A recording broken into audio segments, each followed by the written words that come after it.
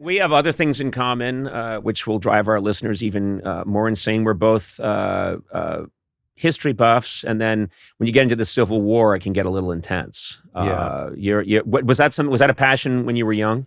So I grew up in Atlanta, and it's just kind of around you a lot. Like when you grow up in a place like Atlanta, there were so many markers, and we would literally find musket balls like in the yard, or like weird artifacts here and there,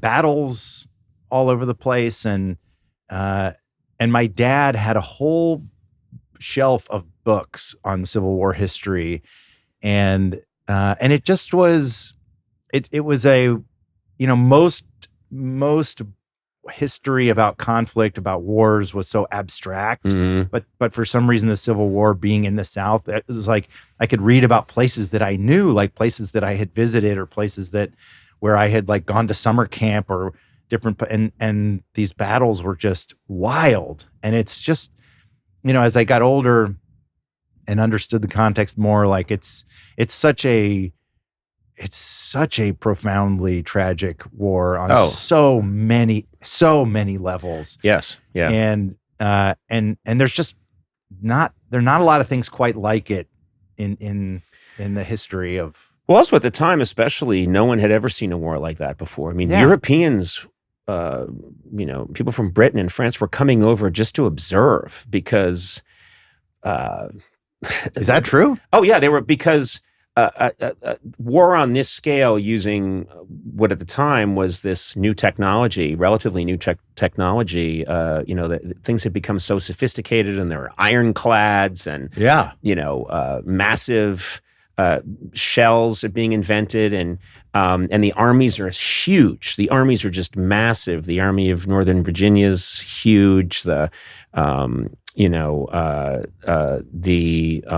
Northern Army is massive, Army of the Potomac, and it's so nothing like that had happened before. And then on that scale, and so obviously, as you know, the casualties were huge. And I would just think, growing up in the South, I was always fascinated by the South, and of course, I grew up in Massachusetts, so we had Revolutionary War stuff. I could go out to Lexington and Concord, and I feel it there too. My sister lives in your hometown of Brookline now, and it feels so visceral. The Revolutionary War feels so present there. I don't know. Maybe you and I just have like a antenna for it. It's funny, if you grew up in Massachusetts, that's the war you talk about.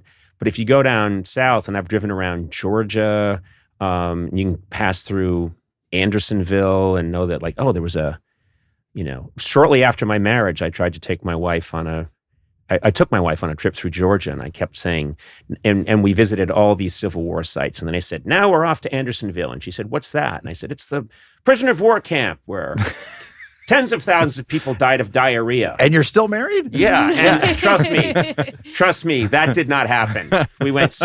She said, no, we're not doing that. And I said, but I'm telling you, we've got to go. And you couldn't even say dysentery. You had to say diarrhea. I had to say diarrhea.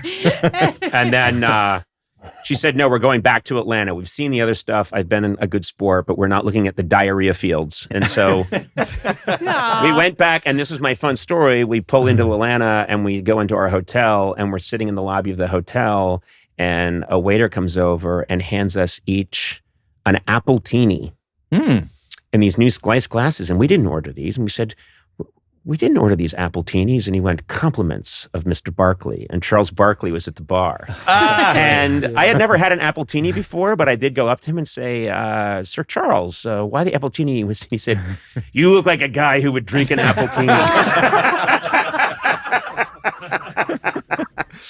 Needless to say, I love Atlanta. I really do. It was fantastic.